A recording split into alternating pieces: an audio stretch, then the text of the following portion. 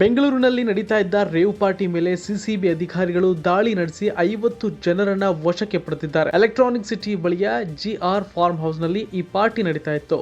Birthday party ಹೆಸರಿನಲ್ಲಿ rave party ಆಯೋಜನೆ ಆಗಿತ್ತು. ಇನ್ನು ಪಾರ್ಟಿಯಲ್ಲಿ ತೆಲುಗು ನಟ ನಟಿಯರು ಭಾಗಿಯಾಗಿದ್ರು ಅಂತ ವರದಿಯಾಗಿದೆ. ಇನ್ನು ಮಧ್ಯರಾತ್ರಿಯೇ ಸಿಸಿಬಿ ಪೊಲೀಸರು ಫಾರ್ಮ್ ಹೌಸ್ ಮೇಲೆ ದಾಳಿ ನಡೆಸಿದ್ದಾರೆ. ಈ ವೇಳೆ ಅಲ್ಲಿ ಡ್ರಗ್ಸ್ ಪತ್ತೆಯಾಗಿದೆ. MDMA ಮಾತ್ರೆಗಳು ಹಾಗೂ ಕೊಕೇನ್ ಸಿಕ್ಕಿರುವುದಾಗಿ ಹೇಳಲಾಗ್ತಾ ಇದೆ.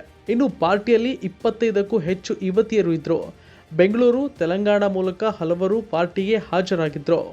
ಕಾರೊಂದರಲ್ಲಿ ಆಂಧ್ರ ಶಾಸಕ ಗೋವರ್ಧನ್ ರೆಡ್ಡಿ ಹೆಸರಿನ ಪಾಸ್ ಕೂಡ ಪತ್ತೆಯಾಗಿದೆ. ಹಲವು ಕಾರುಗಳಲ್ಲಿ ಜನಗಳು ಬಂದು ಈ ಪಾರ್ಟಿಯಲ್ಲಿ ಭಾಗಿಯಾಗಿದ್ದಾರೆ.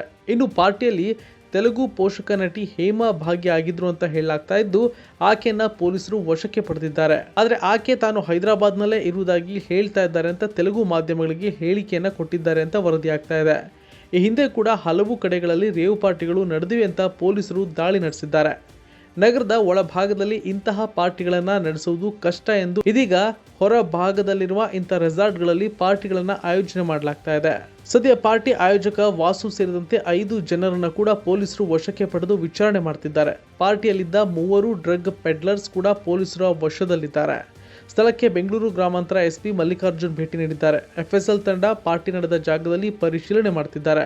ಮಾದಕ ವಸ್ತುಗಳು ಸೇರಿದಂತೆ ಪಾರ್ಟಿಯ ಸಾಕ್ಷ್ಯ ಸಂಗ್ರಹಿಸ್ತಾ ಇದ್ದಾರೆ. ಸಿಸಿಬಿ TCV ಶ್ರೀನಿವಾಸ್ ಗೌಡ ಕೂಡ ಸ್ಥಳಕ್ಕೆ ಆಗಮಿಸಿದ್ದಾರೆ.